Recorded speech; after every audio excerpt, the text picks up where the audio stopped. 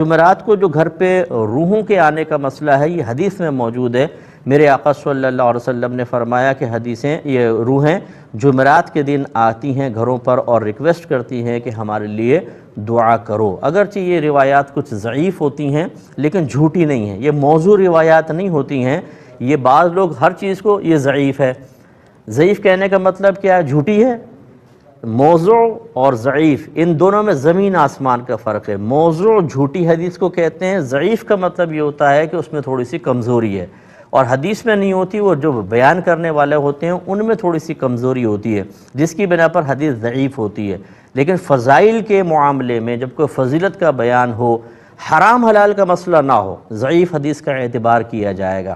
تو یہ مطلب یہ کہ عجیب و غریب صورتحال اپنے موقف کے خلاف بات کو رد کرنا ہو تو فوراً کہہ دو جی ضعیف ہے، اور ہماری عوام بھی بیچاری یہ تو ضعیف حدیث ہے۔ بھائی ضعیف حدیث کوئی اللہ نے فرمایا ضعیف ہے، رسول نے فرمایا ضعیف ہے، حدیث نے خود کہا کہ میں ضعیف ہوں نہیں، تو آپ کو کیسے پتہ چلا؟ جی علماء نے بیان فرمایا۔ وہی علماء تو یہ بیان کر رہے ہیں کہ ضعیف حدیث فضائل میں معتبر ہے۔ ایک قول علماء کا لے لو اور دوسرے قول کو رد کر دو، کیوں؟ تو اس لیے اس میں کوئی حرج نہیں ہے، اس قسم کی حدیثیں فضائل میں قبول کی جاتی ہیں۔ پوچھا کہ اگر ہم غسل کر رہے ہوں تو کیا کلمہ پڑھنا لازم ہے؟ جی بالکل نہیں۔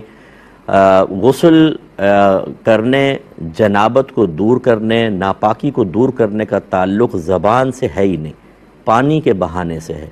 بلکہ جب آپ واش روم میں داخل ہوتے ہیں تو آپ کو باہری بسم اللہ پڑھنی ہوتی ہے، اور باتھ روم میں داخل ہونے کی دعا باہری پڑھیں گے۔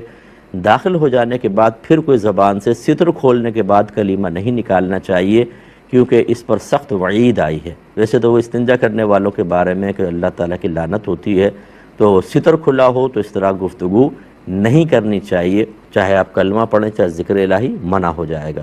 تو اس لیے اس کا کلمے سے کوئی تعلق ہی نہیں ہے، نہ کپڑے پاک کرنے کا نہ جسم پاک کرنے کا۔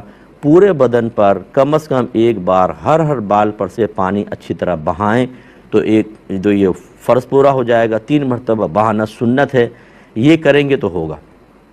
اگر کلمے سے پاکی کا تعلق ہوتا تو نہانے کی ضرورت بھی کیا ہے؟ کلمہ پڑھے، پھونک مار لے، پاک ہو گئے۔